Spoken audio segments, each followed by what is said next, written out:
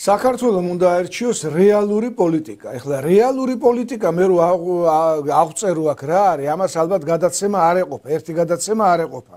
რეალური პოლიტიკა არის ის, რომ ჩვენი პოლიტიკა, საქართველოს პოლიტიკა უნდა გამომდინარეობდეს ჩვენი ერის ინტერესებიდან. და ამას დღევანდელი შეერთებული შტატების ხელისუფლება არამც თუ უარყოფს, არამედ პირიქით ამბობს, რომ თქვენი ნებისმიერი სახელმწიფოს პოლიტიკა უნდა გამომდინარეოს მისი ხალხის ინტერესებიდანო. ამიტომ არის, რომ მათ იგნორი გაუკეთეს ევროკავშირის ჩინოვნიკებს, ურსულა ფონ დერ ლაიენს საერთოდ იგნორი გაუკეთეს და არ თვლიან არაფრად, იგივე კაია კალას და სხვებს და ტრამპი აცხადებს, მე მექნება ევროპის თითოეულ სახელმწიფოსთან პირადი ურთიერთობა და არანაირი ურთიერთობა არ მექნება ევროპელ ჩინოვნიკებთანო. რაც შეეხება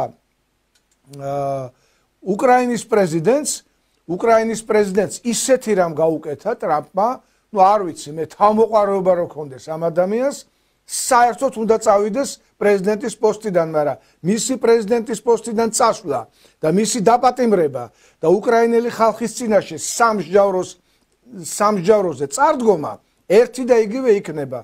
აი მოусმინოთ იგივე ტრამპის მთავრობის ერთ-ერთ გამორჩეულ ადამიანს ილონ მასკს. ის აცხადებს, რომ ზელენსკიმ დახურა ოპოზიციური პარტიები, დახურა მედია საშუალებები, ჩაიგდო ხელში, ანუ უზურპაცია მოახდინა ხელისუფლების და აღარ აპირებს საერთოდ არჩევნების ჩატარებას, ანუ თანამდებობიდან წასვლას არ აპირებს და ამას მხარს უჭერენ ევროპელი ლიდერები, იგივე შოლცი, იგივე მაკრონი, იგივე შვედეთის ყოვლად გათახსირებული და გახსნილი ყოფილი პრემიერი კარლ ბილტი და ისინი ამბობენ, რომ შუა ომის დროსო არჩევნები არ შეიძლება ჩატარდესო. მაშინ მე გეკითხებით, რატომ ჩატარდა მეორე მსოფლიო ომი დასრულებული არ იყო შეერთებულ შტატებში და მეოთხედ რატო აირჩიეს ფრანკლინ რუზველტი პრეზიდენტად. ის მეოთხე პრეზიდენტობას ბოლომდე ჩაატარებდა, რომ არა ის საბედისწერო დღე, როდესაც ის გარდაიცვალა და ისიც დღესაც გაურკვეველია, რაღაც საეჭვო პირობებში გარდაიცვალა. ომი დასრულებული არ იყო, რომ ბრიტანეთში ჩატარდა პრემიერ-მინისტრი და თეთრ ცხენზე მჯდომი გამარჯვებული ბრიტანეთის პრემიერ-მინისტრი ჩერჩილი, რომელიც გვეგონა, რომ მეორე და მესამედ იქნებოდა პრემიერ-მინისტრი, გადააყენეს და ეტლი დააყენეს პრემიერ-მინისტრად. ესეთი პრეცედენტები არსებულა მსოფლიოში, ომის დროს ჩატარებულა არჩევნები, მაგრამ ზელენსკის ამის გაგონება არ უნდა. გაგონება არ უნდა, იმიტომ რომ ტრამპმა განაცხადა 4% აქვსო რეიტინგიო.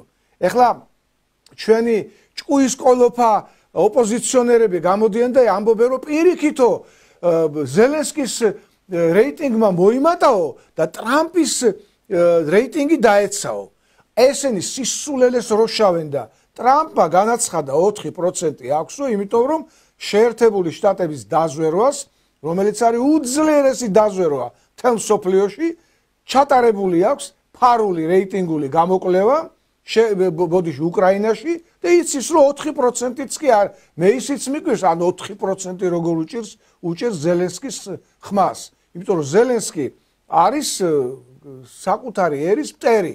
თუმცა აქვე მინდა აღვნიშნო, არაერთხელ აღვნიშნავს, რომ ზელენსკი უკრაინელი არ არის, არც მართლმადიდებელი არ არის და იმიტომ არბევს მართლმადიდებლურ ეკლესიებს და ებრძვის ჩვენს სარწმუნოებას, ქრისტიანობას და მალე დადგება, გეუბნებით, ძალიან მალე დადგება ის დრო, როდესაც უკრაინაში მართლა ჩატარდება არჩევნები, ზელენსკი ვეღარ ეღირსება ვერასოდეს პრეზიდენტობას და ის წარდგება მართლმსაჯულების წინაშე და ნახავთ, აი თავს ამოყობს, რამ ხელა ფული აქვს მოპარული. ხო აცხადებს, რომ 170 მილიარდი მოვიდაო ამერიკიდანო და 100 მილიარდი სადღაც დაიკარგა არავინ, აი გამოჩნდება მალე სად წავიდა ის ფული.